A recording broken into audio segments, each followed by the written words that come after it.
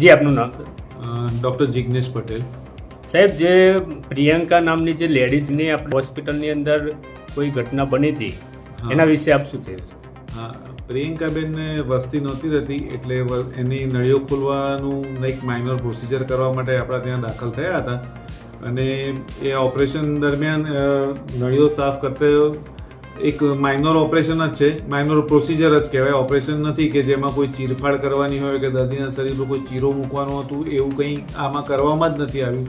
એટલે કોઈ નસ કાપી નાખી હોય ને એના લીધે મૃત્યુ થયું હોય એવો કોઈ સવાલ જ ઊભો નથી થતો.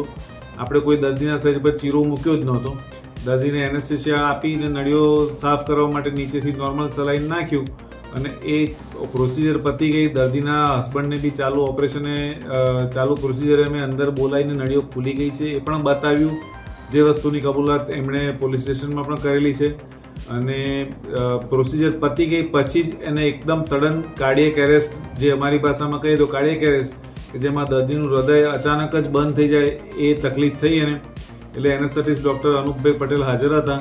એમણે CPR આપ્યું, જરૂરી દવાઓ આપી અને પછી હૃદય સ્ટાર્ટ કરવા માટે DC શોક, જે ડિફિબ્રિલેટર આપણે કહીએ કે શોક આપીને હૃદય ચાલુ પણ કરી દીધું અને હૃદયને સ્ટેબિલાઇઝ કર્યું. પછી 108 બોલાવી 108ને એને ફર્ધર આગળ વધે સઘન સારવાર માટે ડૉક્ટર અજય કોઠિયાલા સાહેબને ત્યાં આણંદ મોકલી આપ્યા. હવે 108માં પણ દર્દીનું હૃદય, BP, પલ્સ બધું સેટલ હતું, જે 108ના રેકોર્ડમાં પણ મોજૂદ છે. અને ડૉક્ટર કોઠિયાલા સાહેબને ત્યાં પણ દર્દી જઈને 4 થી 5 કલાક ડૉક્ટર ત્યાં દર્દી જીવિત રહ્યું. પછી એના હૃદયમાં ફરી તકલીફ થઈ અને ફરી દર્દીનું પછી અવસાન થયું. હવે આ ઓપરેશન દરમિયાન કોઈ ચેકો મૂકેલો જ નથી, તો કોઈ બેદરકારીનો એવો પ્રશ્ન ઊભો થતો જ નથી. અને આ દવાખાનું લગભગ 20 વર્ષથી અહીં હું નવજીવન હોસ્પિટલ આંકલાવ ખાતે ચલાવું છું.